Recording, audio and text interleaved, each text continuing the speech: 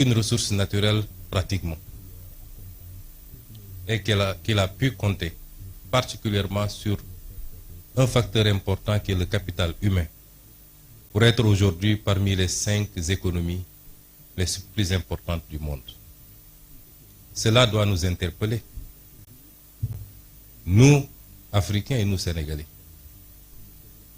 puisque nous disposons d'énormément de ressources naturelles, du pétrole, du gaz, du zircon, des ressources halieutiques, des terres arables, de la ressource solaire et halieutique en abondance. Nous n'avons pas un climat hostile, nous n'avons pas des hivers extrêmement durs. Nous ne sommes pas confrontés à certains problèmes géographiques ou des problèmes liés à un certain nombre de phénomènes tels que les tremblements de terre, les cyclones, les tsunamis et toute autre catastrophe naturelle qui dévaste souvent un certain nombre de pays, et particulièrement le Japon. Et qu'est-ce qui justifie dès lors que nous soyons là où nous en sommes et que le Japon en soit là où il en est?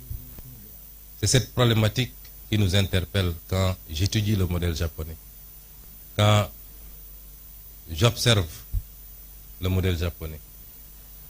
Et la réponse se trouve simplement en 2 ou 3 choses. Le développement doit être porté par un leadership éclairé, patriotique et intègre. Le développement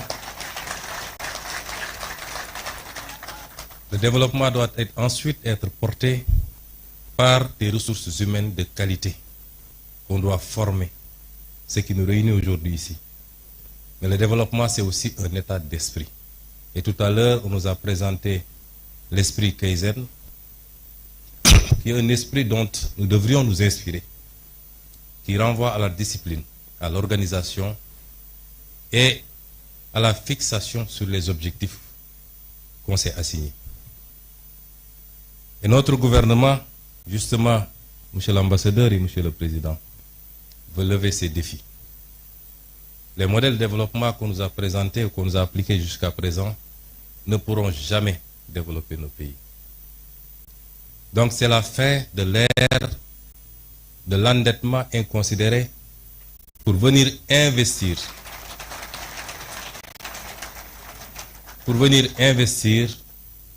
dans des projets qui n'ont aucun rapport avec la construction d'un développement endogène et souverain. Nos priorités dès à présent, et vous vous en rendrez compte à partir de lundi, puisque nous allons présenter au Sénégal et au monde entier le nouveau référentiel des politiques publiques, avec un horizon dégagé sur 25 années, mais avec ses déclinaisons quinquennaux et décennaux, vous vous rendrez compte que notre objectif, c'est de nous atteler à une construction méthodique, appliquée, patiente, d'un véritable modèle de développement structuré autour d'un certain nombre de pôles de développement qui seront au nombre de 8 à travers le Sénégal.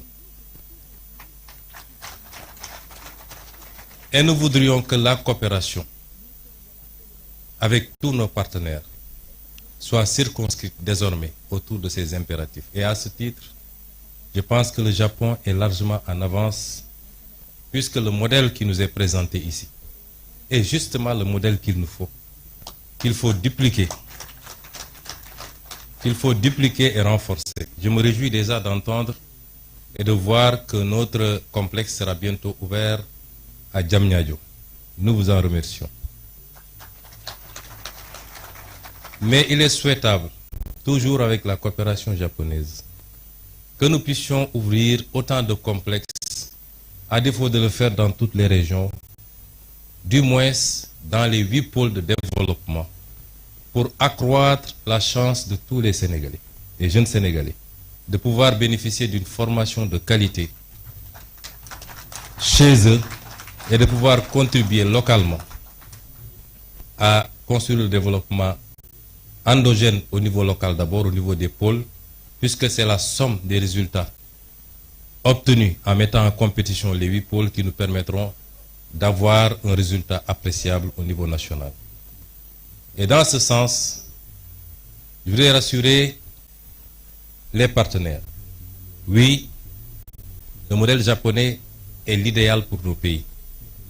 Nous préférons qu'on nous apprenne à pêcher plutôt que de continuer à nous offrir du poisson. Le transfert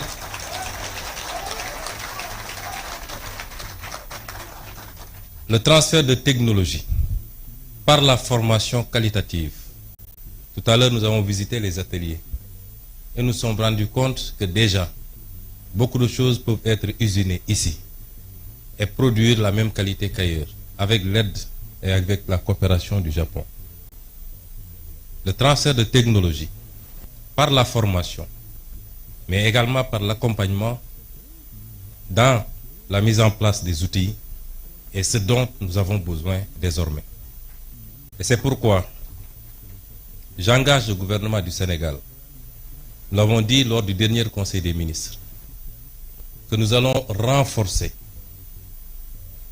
l'implication du gouvernement du Sénégal sur le plan financier, sur le plan de l'accompagnement à tout point de vue, pour booster la formation professionnelle. Et cela interpelle également notre système éducatif. Je voulais dire aux jeunes que la formation universitaire est importante, certes, mais elle ne doit pas constituer une sorte de panacée. Tout le monde ne peut pas être universitaire. Dans les pays les plus développés, parmi lesquels le Japon, la Suisse et beaucoup d'autres pays que nous avons visités, très tôt, une bonne partie des ressources jeunes sont orientées vers la formation professionnelle, qui est la seule formation qui ouvre droit directement à un emploi, à une opérationnalité. On peut faire 10 ans à l'université et quand on vous met dans une position de travail, vous avez besoin encore d'être formé et formaté pour pouvoir être opérationnel. Et le pays a besoin de beaucoup plus de techniciens, de scientifiques, dans tous les domaines.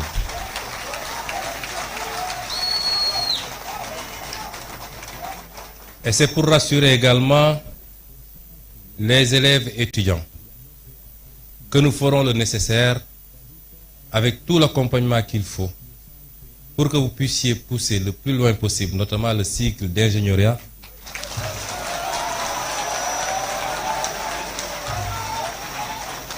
et cela dans les plus brefs délais.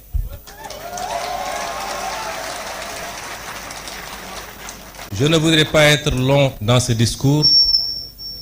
Je voudrais simplement dire au peuple sénégalais, au-delà des félicitations à nos partenaires japonais, parce que tout ce qu'ils ont fait, ils l'ont fait avec altruisme, puisque c'est des dons. Nous les remercions